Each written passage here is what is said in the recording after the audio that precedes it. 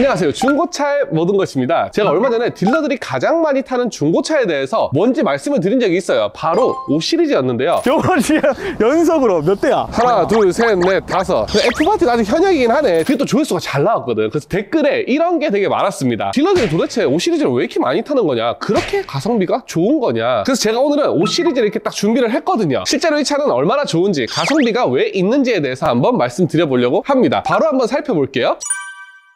지금 5 시리즈 중에서도 지금 현역으로 판매하고 있는 매물은 12년형부터 16년형까지 판매했던 F바디가 있고요. 그리고 17년도 이후부터 나온 이 G바디 모델이 있습니다. F바디 전에 E바디라는 모델도 있었는데 그거는 이제 뭐 중고차에서 판매량이 거의 없고 조금 있으면 이제 올드카의 개념이 될 차다라고 보시면 되고요. 지금 봤을 때 판매량이 가장 높은 차량은 요 G바디가 가장 인기가 많습니다. G바디에서도 생김새가 두 가지로 크게 나눠져요. 럭셔리 라인이 있고요. 그리고 스포츠 라인이 있습니다. 럭셔리 라인은 좀 크롬을 많이 썼고 스포츠적이라기보다는 중후한 매력을 가진 외관이라 보시면 되고요. 스포츠 같은 경우에는 좀 더 스포티하고 날렵한 디자인을 가지고 있다. 뭐가 더 예쁘시나요? 사실 M 스포츠 모델이 훨씬 더 인기가 많습니다. 또 젊은 분들이 많이 타는 차다 보니까 스포티한 느낌을 좋아하더라고요. 그럼 럭셔리는 성능이 떨어지냐? 아니요, 성능 똑같고요. 인기가 M 스포츠가 많다 했잖아요. 이 럭셔리 모델은 금액적으로 가성비가 더 좋아요. 그리고 색깔이 예를 들어서 이런 살짝 비둘기 색깔이다, 그러면 중고차 금액이 또 많이 다운되거든요. 그래서 중고차로 봤을 때 가성비가 되게 있다라고 보시면 돼요.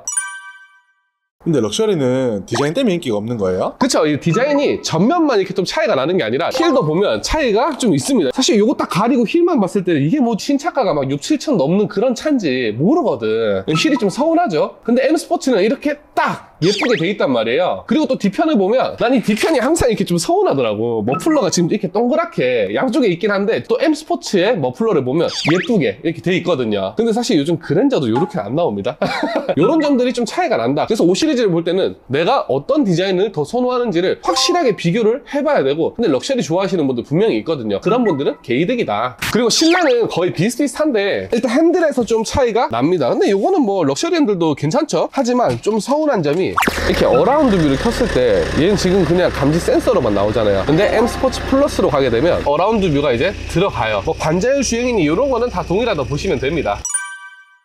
5 시리즈 살 때는 어떤 걸 주의해야 돼요? 누유를 잘 봐야 돼요. 엔진의 사이즈에 비해서 출력을 높게 쓰는 차고, BMW라는 이 차를 사는 분들의 특징이 밝습니다. 그렇다 보니까 엔진에 부하가 많이 오겠죠. 그러면서 이제 누유가 좀 발생하는 차들이 많이 보여요. 그래서 그런 부분들은 꼭 체크를 하면 좋고요. 그리고 중고차 사러 갔다, 요거 중요합니다. 이게 지금 디지털 키인데요, 보통 이 당시에 이 디스플레이 키를 많이 줬었어요. 근데 이게 만약에 없잖아요. 대팔 때도 감가사이고요. 이게 신품도 한 100만 원 정도 하는 걸로 알고 있어요. 그래서 단순히 키일 뿐이지만 굉장히 비쌀 수 있기 때문에 요거는 있는지 없는지 꼭 체크를 하시는 게 좋아요. 그리고 또 이런 수입차, 5 시리즈 살 때 주의해야 될 점은 이 차의 등급이 어떤 건지. 이게 뭐 럭셔리도 그냥 럭셔리가 있고 뭐 럭셔리 플러스가 있고요. 그리고 M 스포츠 라인도 그냥 M 스포츠가 있고 M 스포츠 플러스가 있습니다. 그런 거에 따라서 뭐 통풍 시트의 유무라든지 또 어라운드 뷰가 있는지 없는지, 그리고 뭐 가죽이 더 좋아지고 뭐 이렇게 컬팅 같은 게 이렇게 들어가면 확실히 이쁘거든요. 이런 옵션에 대한 차이가 클 수도 있기 때문에 꼭 그런 부분도 내가 원하는 옵션이 어떤 등급에 들어가 있는지를 체크하고 사셔야 돼요.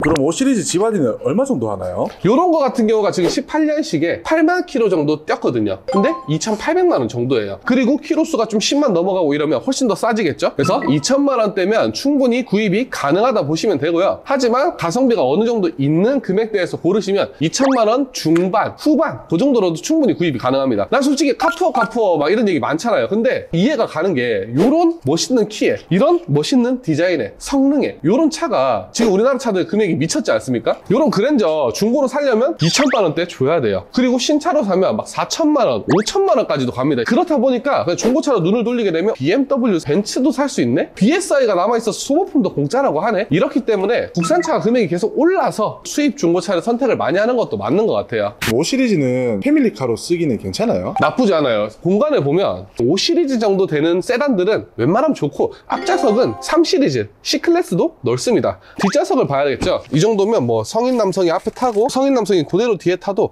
엄청 광활하게 넓다라는 느낌은 들지 않지만 그냥 그럭저럭 가족들이 타기에는 나쁘지 않다. 하지만 자녀가 있어서 카시트를 설치하고 뒤에 태워야 되는 경우에는 좁다고 느낄 수 있기 때문에 그런 경우에는 꼭 매장에 방문해서 공간이 얼마나 괜찮은지 한번 체크는 해봐야 됩니다. 그리고 또 트렁크 공간도 당연히 이렇게 전동 트렁크 들어가 있고요. 폭이 조금 좁다고 느껴질 수 있지만 양쪽으로 이렇게 폭이 만들어져 있어요. 그래서 이런 그물을 딱 탈거를 하고 나면 충분히 긴 짐도 가로로도 넣을 수 있고요. 또 이 수입차들이 보면 한쪽으로 굉장히 깊습니다. 이 홈과 대각선으로 이용해서 저 깊은 공간을 이용하면 웬만한 짐은 다 들어가고 메인카로 사용하기에 트렁크도 넓고 또 뭐 2열 공간감도 좋고 또 5 시리즈 정도면 하차감도 괜찮거든요. 디자인도 아직까지 현역이잖아요. 그래서 딜러들이 가장 많이 선택하는 차가 5 시리즈 G바디다 보시면 됩니다. 자, 오늘 이렇게 BMW를 한번 살펴봤는데요. 내가 이 차종은 또 어떤가요? 저 차종은 또 어떤가요? 궁금한 차량이 있다면 말씀해 주시면 다양한 차들 소개시켜 드리도록 하겠습니다. 감사합니다. 중고차의 모든 것이었습니다.